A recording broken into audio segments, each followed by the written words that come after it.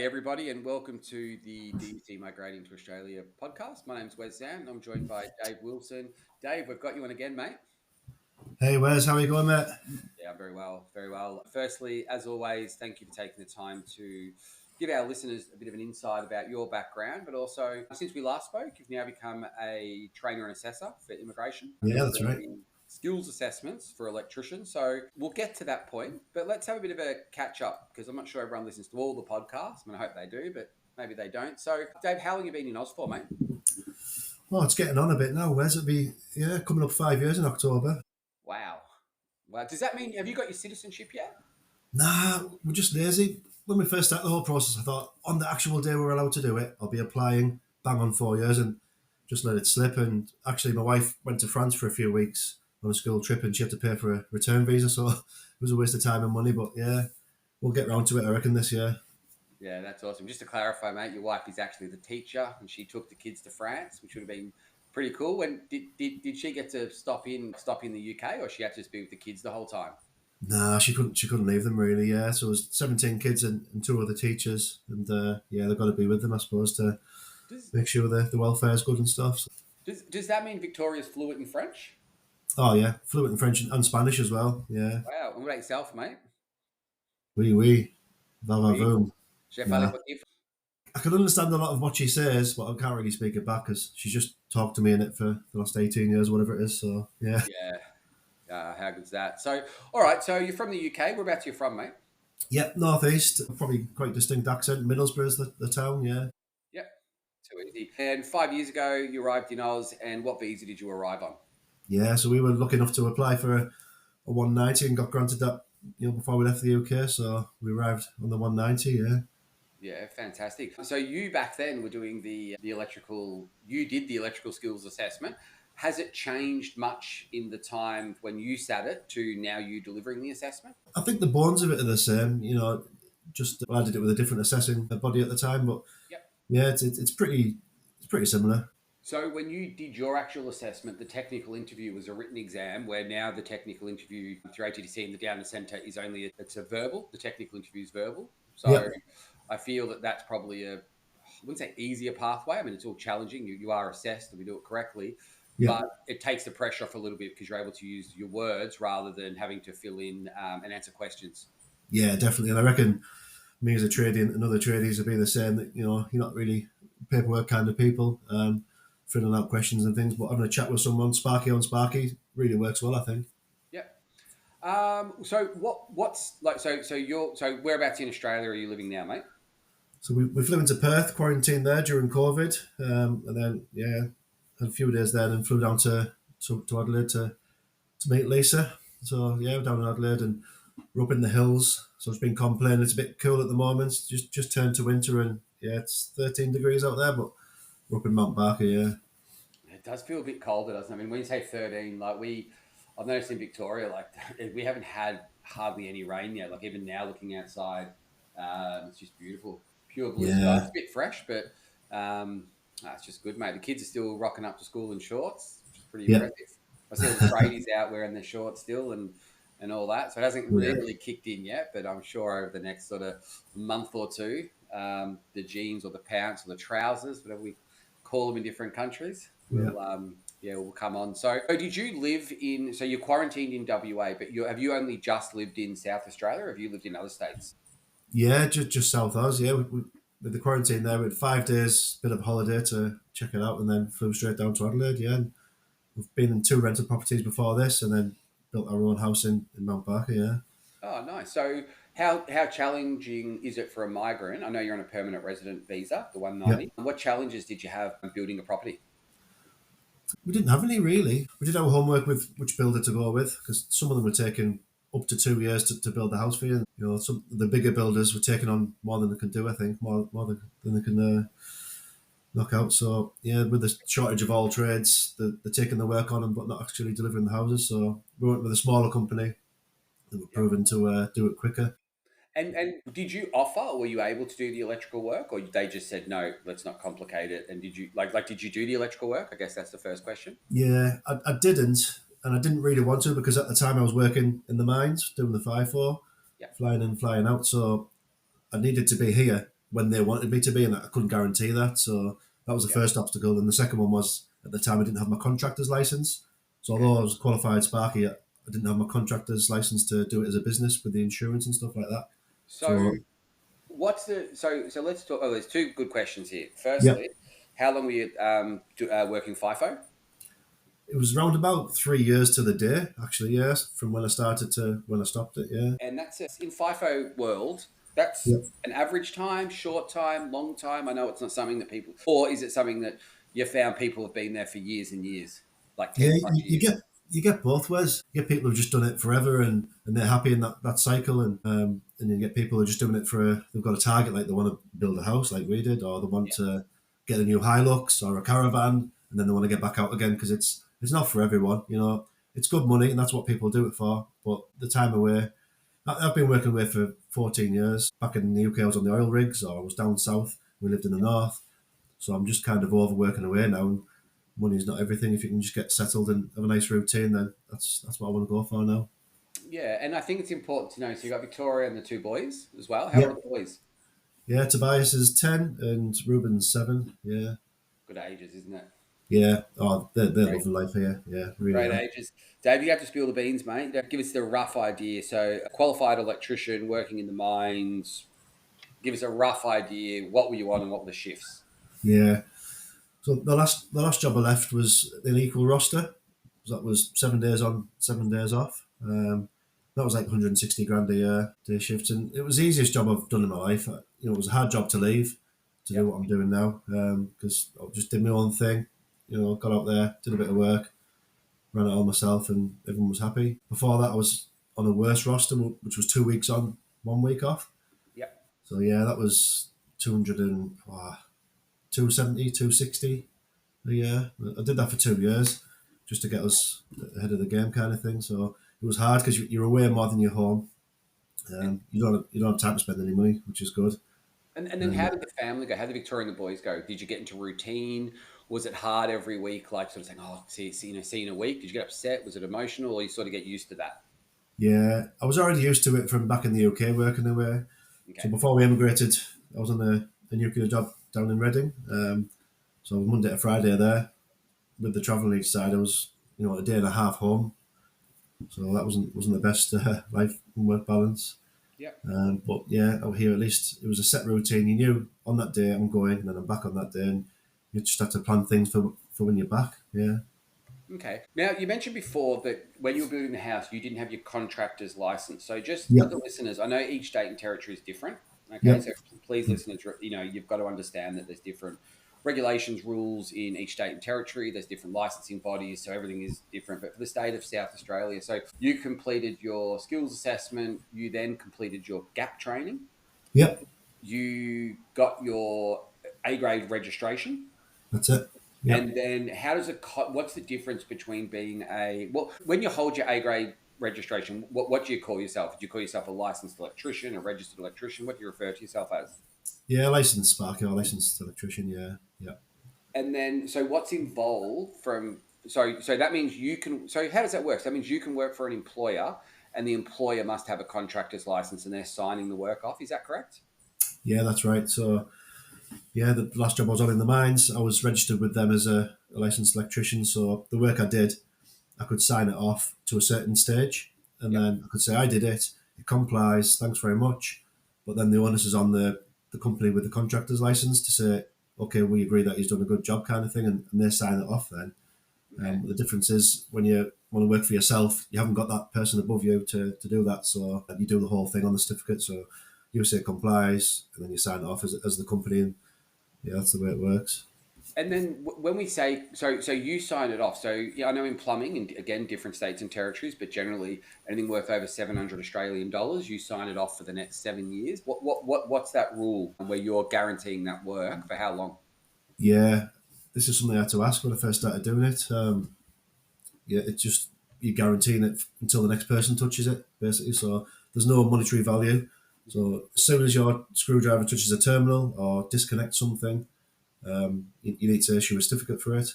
This is in South Australia, and all the certificates are the same. It's a certificate of compliance. Yeah. I know different states and territories have like a minor work certificate maybe, or to a certain value, but in South Australia, it's just you touch it, you're responsible for it. Okay. So I guess that, I mean, look, I like the idea of that. I think it protects the trades. I think when Yeah, you go through all the work, the skills assessment, gap training, what's involved in the contractor's license? yeah, it is good. Like I said, it stops people having a go themselves. And what Yep. I found the difference is, firstly, was between the UK and here is trades are thought quite highly of and they're respected. You know, especially the licensed trades, electricians, plumbers, and refrigeration engineers. Yep. People don't have a go themselves. They know it's a licensed trade and they don't touch it, which is brilliant. So, sorry, what was your question again? Oh, like what was involved in gaining the Oh, contractor's yeah, license? What did you have to do? yeah. So it's more of like a little business course you do. I did it remotely whilst I was at work in my room. So just go through the questions, do the examples.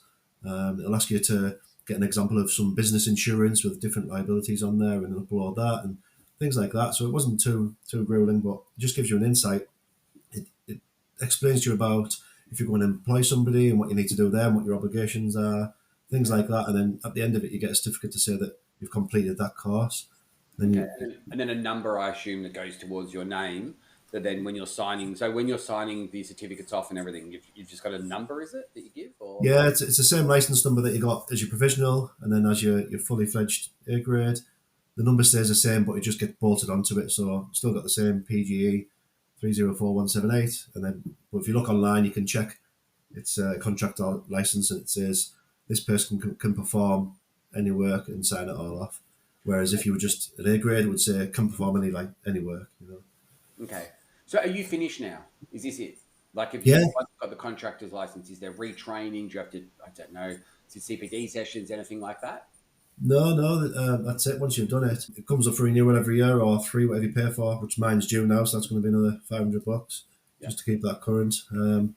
But there's one thing that Sparkies do over here that they don't in the UK is it's LVR. So it's LVR, so it's or CPR and LVR, and you have to do that every year to keep current and keep Wow. currency. So you've got to go and sit for a day and make sure you know how to do CPR, and LVR is low voltage rescue, so you know how to rescue someone who's getting a shock. Do you have a swimming pool at your place? No, It's really weird. When you go to swimming pool as well, you have to have a sign up on the instructions of CPR and a few other things as well. right. Yeah, I didn't yeah, know. Yeah, yeah. Well, yeah, in Victoria you do. So we've got it yeah, attached to the granny flat, so it's visible. right.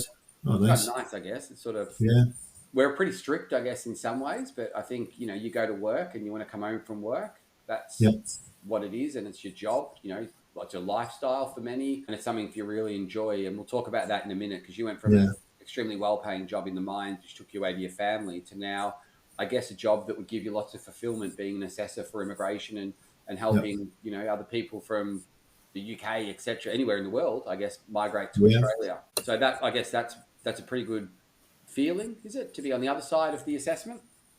Yeah, definitely. Because, like you say, I've been in the candidate shoes, and I don't usually get nervous about anything or worry, but a lot rides on it, And the guys have got to this stage, and they've probably maybe they've done the English test because they're going to apply for the visa soon, and they need to get this certificate to apply for the visa, and so they've done the technical interview, they've done the document assessment side of it, which is a bit grueling for people, and they Yep. get to this stage, and they might be nervous, and so it's good to be on the other side, knowing how they feel, and try and put them at ease and make them realise that just a process that we go through, and it's just to prove that you are the Sparky that you say you are.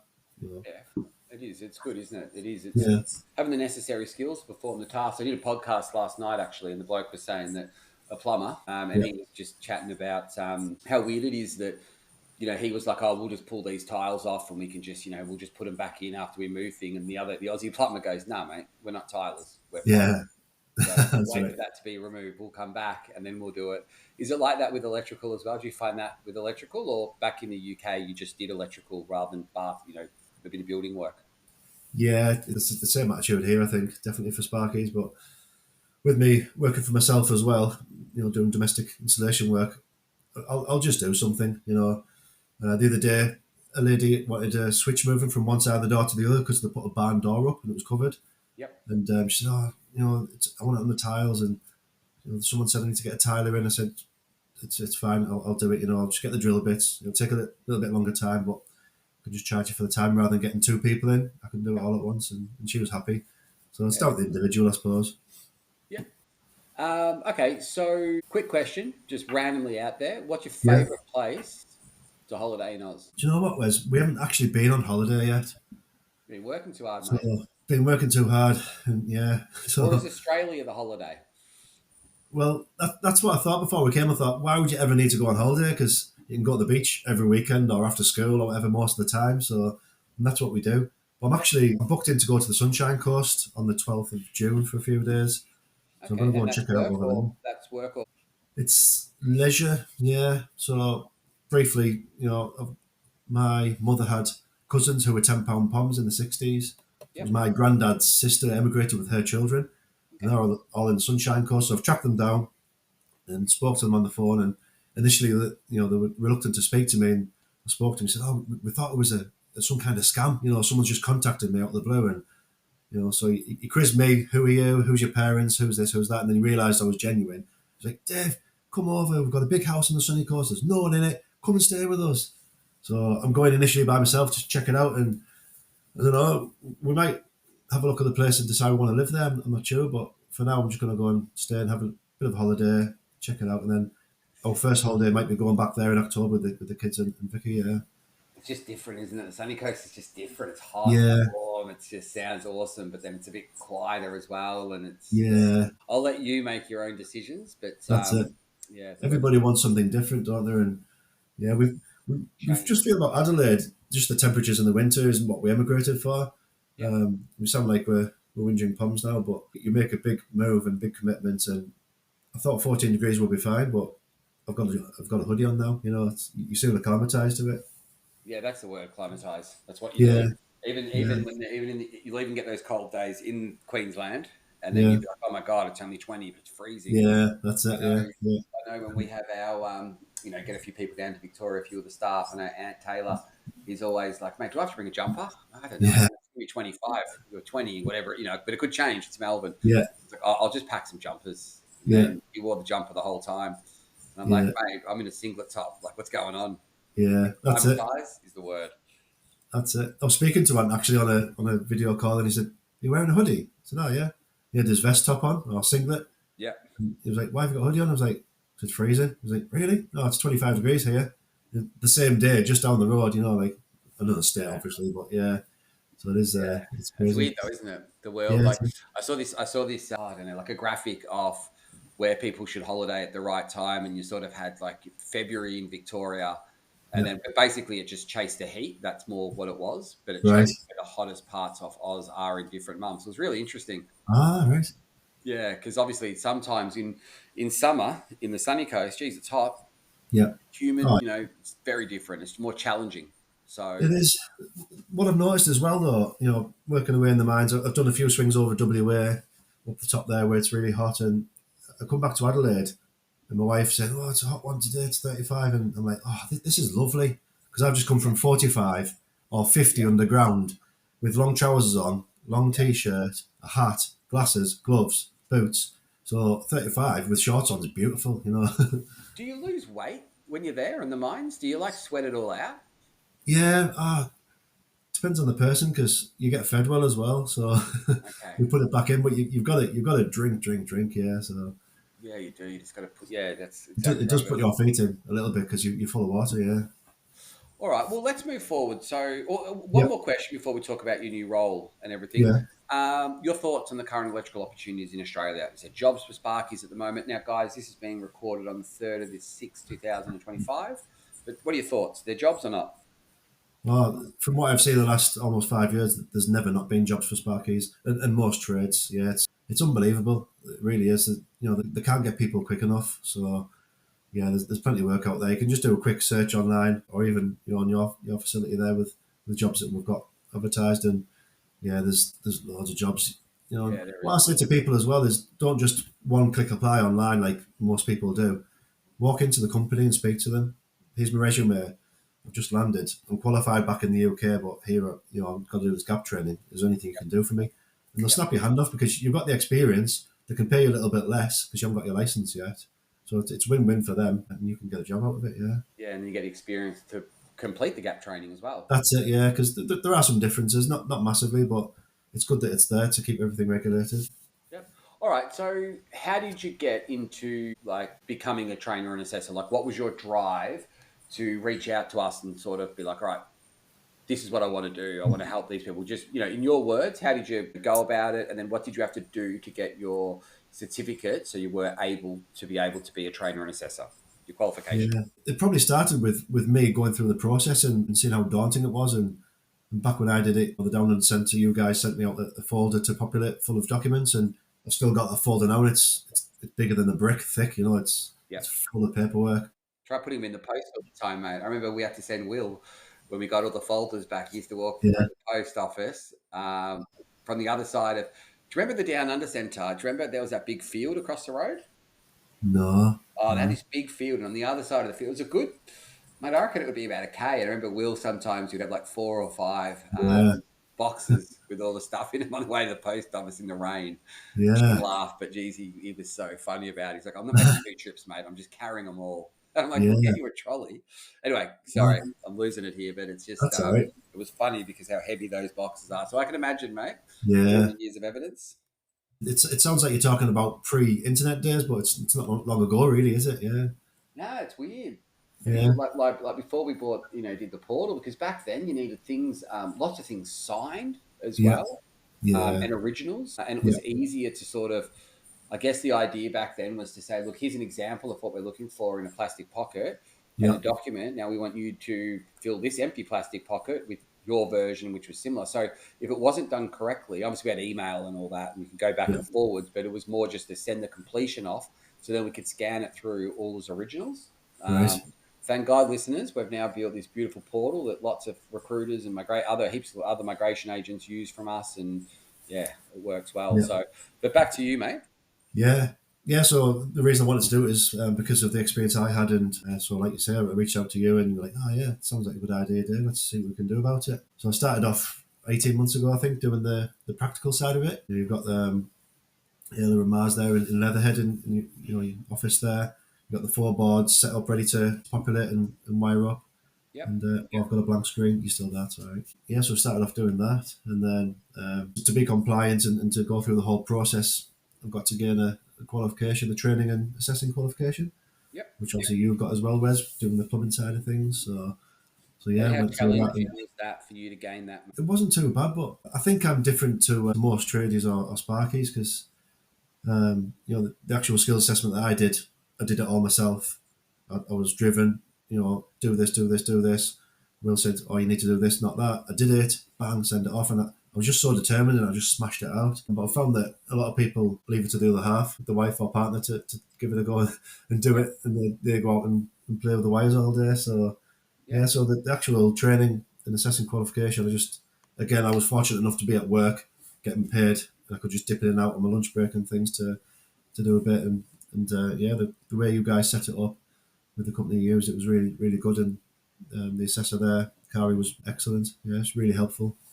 Yeah, so you got your TAE, your training and assessing qual, which is fantastic. So let's talk about the skills assessment. So skills assessment for electricians broken into 3 stages: documentary assessment, proving on paper you've got the necessary skills.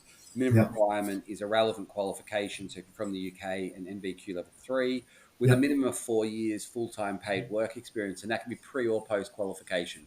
So if you finish your apprenticeship and you've been doing it for 4 years and you've got your qualifications, you're ready for the documentary assessment.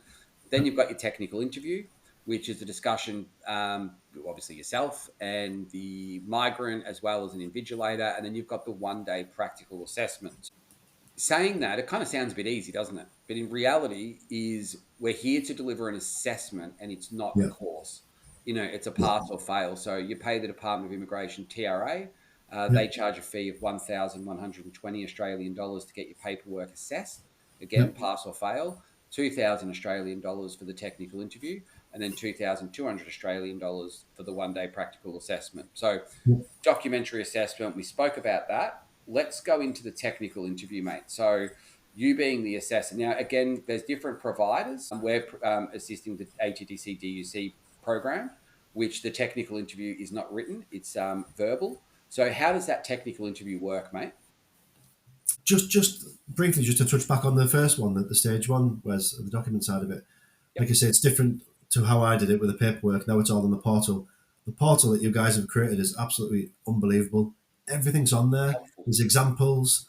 There's things that you need to do. You can click the box, send to the assessor, which would be me or the manager, and we'll approve it or say you need a little bit more detail. It's all there. So if people just spend the time to read what's there, it's really easy. It's broken Yeah. down into bite-sized chunks, so you can just tick away at it and do a little bit at a time, or sit there for the weekend if you want and smash it out.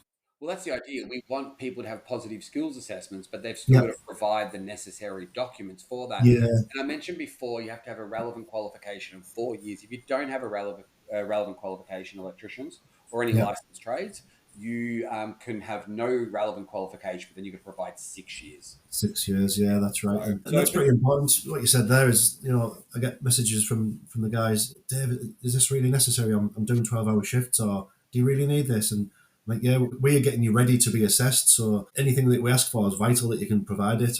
I know everyone works hard and you've got family life and things like that, but if you want to get past this stage and get the certificate, then you just got to get through it, like everybody does. Yeah, and and then the other thing too, listeners, when you are using the portal, even though it might be 4 years with an NVQ, but if you've got more than 8 years of experience in the last 10 years and you're based outside of Australia, we generally gather the documentation for the 8 years because that's what you're going to need when you're applying to claiming work experience points for the visa, which is key. yeah, So we don't want you to go off and do the skills assessment, contact HMRC. Obviously, it depends if you're self-employed. And if you're self-employed, are you a subcontractor? Is it your business? Are you're doing work for Mr. and Mrs. Smith, or are you working for a builder? Are you working for another electrical company as a subby? yeah, Or are you just employed by the local council? There's so many factors that come into it. So there's so many variations of documentation that are crucial for you to get a successful skills assessment, but you're relying on third parties. So the idea is we gather all the years of evidence you need for the skills assessment and the visa, which then shows the assessor like yourself, Dave, that if we've got 8 years of evidence, we only need 4. It yeah, helps the documentary assessment side because they're proving twice the amount of minimal years yeah. that That's it. TRA require for a positive skills assessment. Yeah, it just puts everybody at ease, doesn't it? To think, look at this guy. We asked for 4. He's given 8. He's given 10. He's obviously what he says he is. He's backed it up with evidence. We've cross-referenced what he's provided, and we've asked the people who give him references, are these true, and stuff like that. So it's all good. It all knits together.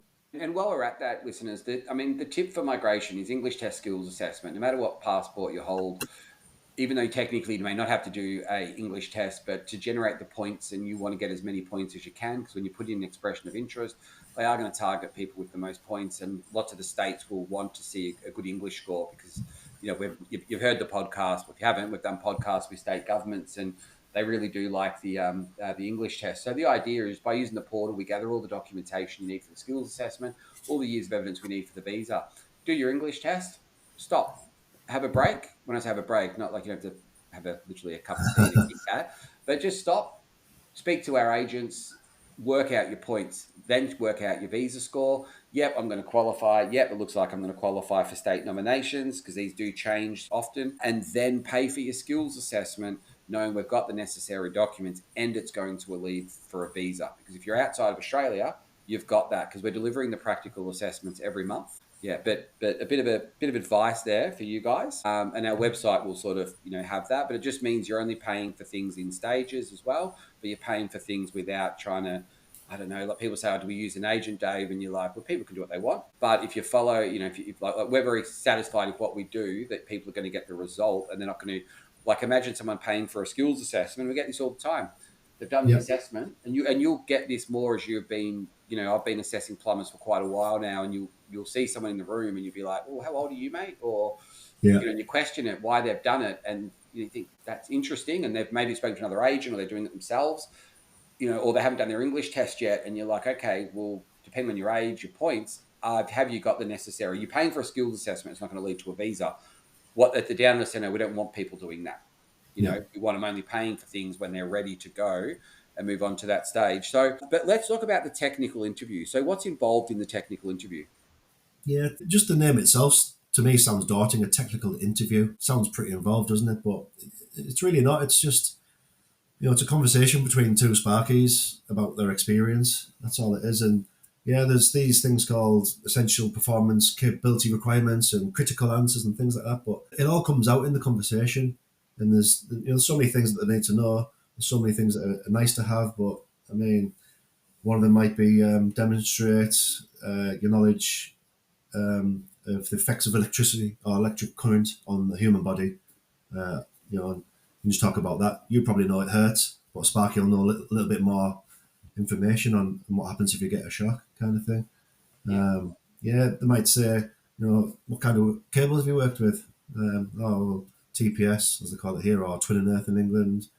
Have you done anything else? Oh, when I was on this job, we used this multi-car and we used steel wire armour, and it's just all getting the information out of the candidate to prove they are a Sparky and they've got that work history and that experience to bring to Australia. And who sits in the actual technical interview? Yeah, so there's obviously the candidate themselves. There'll be me if I'm the assessor, and then there's an invigilator as well. So at the start of it, you'll be told that you can't have anything on your desk, you can't have your phone, you can't have anybody else in the room, and you'll be asked just to pan the camera around just to prove that you are by yourself with no information or no internet access and things like that, just to prove that it's all your knowledge. Yeah, and they'll dip in and out of the conversation as and when they feel like it, just to be that invigilator and make sure it's all done Yeah. correctly. And it's really important, guys. The invigilator's there to make sure that obviously there's nothing on your desk, but also to make sure that the assessor's done a fair assessment. Yeah, That's their job. So, yeah. and what about the actual practical assessment, mate? From when they rock up to what they've got to do throughout the day, how does that work? Yeah, so the rock up, 8 o'clock kickoff. So yeah, get the cars parked, sit down, and there's Mars, usually Mars and Ayla there, or sometimes Will'll jump in to cover somebody. Again, it's a bit daunting for some people. Some people are camera shy; they don't like the picture taken. Never mind a video for 5 minutes. So, but it's just one of those things we've got to do just to back it all up and have the evidence that we need. Because I'm not there with them, we'll record it instead.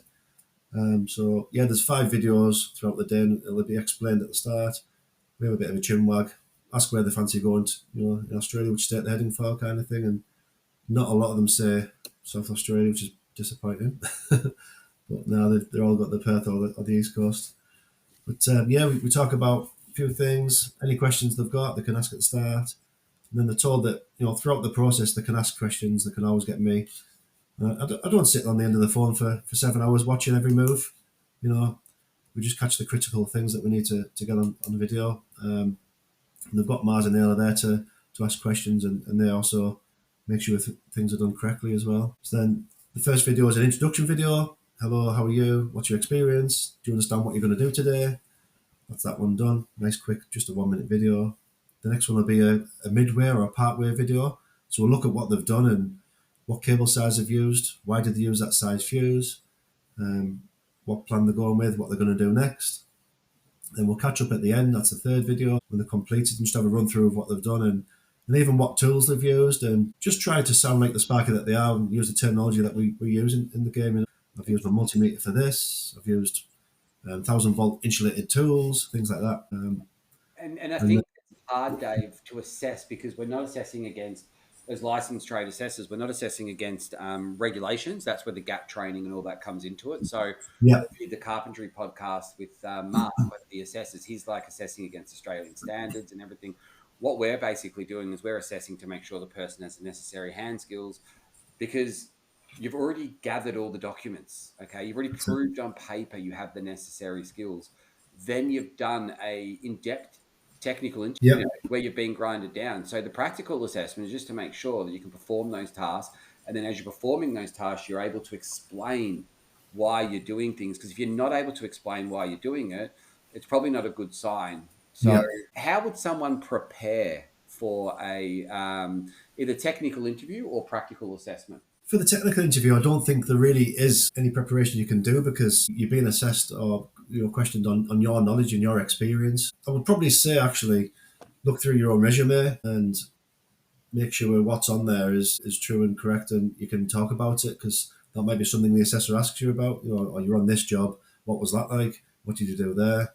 This kind of thing. So it's probably a good idea to get grips with your own resume because you don't always look at it for the last 10 years or whatever it might be, just to remember and re-jog your memory on what you've done over the years. Yeah. So that'll probably be a good start. Because it is challenging. The skills assessment, guys, is the hardest part of the whole visa process. It's so Yeah. important that you understand that, especially for trades. Yeah. It is the hardest part. And I guess by using the portal, and we're going to follow this up with some information, we're going to go a bit more in depth for people using the portal about what's involved in the assessment. So if you are a client of the DUC or using Australia Trade Training College via the Down Centre for gathering the documentation, I suggest you, if you're not, I suggest you do that, because we're going to continue and create a YouTube video that you'll see on our website. Which has your makeup artist arrived, Dave? He's just left. He's been doing it while we're talking, actually. Yeah. Oh, really? Yeah. See, after Yeah. 15 years, mate, my makeup artist has never been here on time. And it's funny to do the interviews in like a t-shirt and whatever, but that's how we are. Yeah. It's good. So, David, just thank you so much for taking your time as David the migrant, but also David the assessor.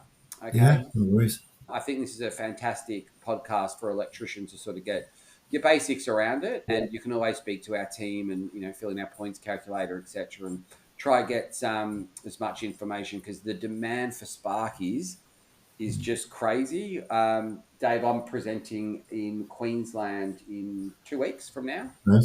Okay. 2 weeks to the day, and that's to talk about employers about the licensed trades, what's required, to talk to employers about the process of employer-sponsored visas and what to expect for licensed and unlicensed trades. It's going to be Right.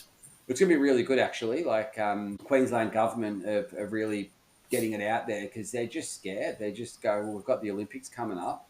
The infrastructure that's needed, and the lack of licensed trades and unlicensed trades. But then you've got the teachers who's going to, we're migrating all these people, and you need more teachers. And then you've obviously there's more people, so you need more health. And then all of a sudden you're building like little villages in Queensland. And in their podcast, they were saying, well, they don't want to be they don't want to be known as the Sunshine Coast, Brisbane, and the Gold Coast. Queensland are coming out saying we want to have rather than those three, we want to have like 7 or 8 larger cities, because it's such a big, massive land. We can really fill it, and we need to, because even the fabricators and fitters and everything that's out there, it's pretty exciting times for migration, I think. Yeah, definitely in a good place. Yeah, definitely. All trades are in a good place. In South Australia, we've got a new tunnel that's getting done, similar to the one in Sydney. That started. They've flattened a lot of businesses and bought houses from people and flattened them, and just to get ready. And they're starting that tunnel now. So, and that's a 11-kilometre tunnel. It's going to take years and years to build. So that'll suck up a lot of trades. And then we've got Olympic Dam, which is owned by BHP. It's one of the big gold mines and copper mines, and they want to double the size of the place. Say again? All the submarines being built. Yeah, that's it. So you've got Olympic Dam's going to double in size, which is a massive venture. And then you've got the submarine stuff as well, which they just can't get people all over, it's really good for us. Just means the rates are going to get pushed up, and obviously you're always going to get work. So yeah, that's a good point. Exciting times. Rates will get pushed up, and they're limited, and yeah. I guess everything sort of goes up. But I'm not in finance, mate. I hate the inflation and all that sort of stuff. Yeah, me too. I do like the fact that it's how interesting it is that Will from our team was able to assist you getting your skills assessment and stuff now. And now he's passing over electricians for you to assess. I think that's kind of cool. Kind of like that. Kind of definitely good culture. So, but mate, let's make this other video. So thank you so much for taking the time, and listeners, we'll catch you on the next podcast. Hope you enjoy the podcast and they're helping your journey to Australia. All right. Cheers, everyone. Take care. Cheers, mate.